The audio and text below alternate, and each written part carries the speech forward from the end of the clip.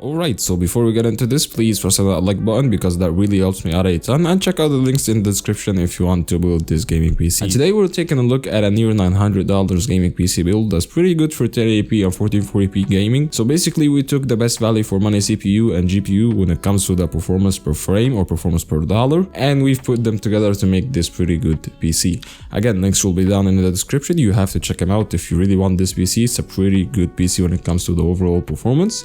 And yeah, let's get to the benchmark. So first up, you have Cyberpunk 2077 and at 1440p ultra settings, you'll find yourself having 60 frames per second with no ray tracing because we are going with the AMD GPUs, and AMD GPUs are not that good with ray tracing. Next up, we have Starfield at 1440p ultra settings, and you'll find yourself near the 55 to 60 FPS. Next up, we have Fortnite and at 1080p performance settings. Now, as you can see, the CPU that we have in this video is actually slower than the CPU that we have by a lot. Like we're looking at 50% even slower in some games when it comes to gaming, but that doesn't mean it's bottlenecking. So yeah, you'll find yourself having around 260 to 270 FPS. So the CPU, we're looking at the Ryzen 5 7500F, and I have made a ton of videos explaining why this is the best value for money CPU that you can get right now. This is a 6-core 12-threaded CPU that goes for $155 to $160 on AliExpress.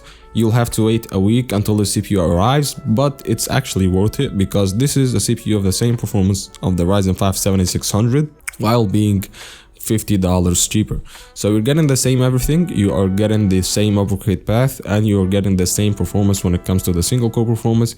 It doesn't have the integrated GPU that AMD has that you will not need for anything, even when it comes to video editing and things of that sort. And the board, we're looking at the Gigabyte B650M-DH3P, and I am making sure this PC to be future proof because this if we didn't do so, it's not worth it to go with Ryzen. That's why we went with it. Basically this board has the upgrade path to the next gen Ryzen CPUs. It's got 4 RAM slots, you can do undervolting, you can do overclocking, and it will support the higher frequency, higher TDP, more power hungry CPUs from the future. The RAM, I didn't want to cheap out, but if you want to, you can do so. You can go 16 gigs, but I went with 32 gigabytes of DDR4 5600 megahertz. Now the thing is that RAM prices have gone really high up and SSD prices have gone really high. But yeah, since this is the 1440p gaming PC and you don't want to do a lot of upgrades in the future, I feel like it's worth it to go with 32 gigs now. The SSD, we went with a 1TB M.2 SSD, and SSDs have seen a huge markup in price, and also too, I don't know why, it's crazy. The 1TB SSD right now goes for $60 to $70. The cheapest SSD back then was $35, so it's crazy. You can go with 512 gigs if you want to until things kind of settle down. If you want this PC to mark down to $800 to $850, you can easily do so, but I just wanted to get the most optimized experience overall. Now the GPU, you know what it is, the RX 7700 XT. This is a 12GB GPU, or you can go with my personal favorite option, the RX 6800. Now the RX 6800 is the GPU that's 16 gigs. It's got the same performance, if not faster than the 7700 XT, and yeah, it goes for cheaper. It goes for $400. So this is actually the absolute best value for money GPU. But yeah, you are getting really great performance when it comes to 1080p and 1440p.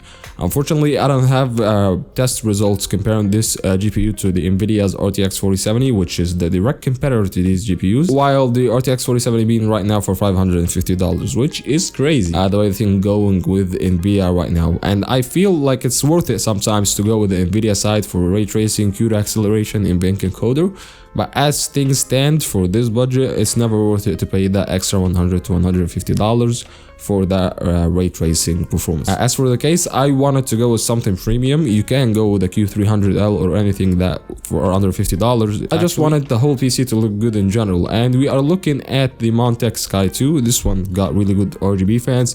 It's got really cool looking design, and this is why I really liked it. It's a pretty unique case. The power supply, we went with a Thermaltake 650 watt 80 plus bronze rated power supply. You can go with something beefier, and I would recommend to try to kind of undervolt the RX 7700 XT or the 6800 to get more performance and get more efficient power consumption. So yeah, that's been it. If you like the video, press that like button. If you want to see more videos of that kind, subscribe. I'll see you in the next one. Peace.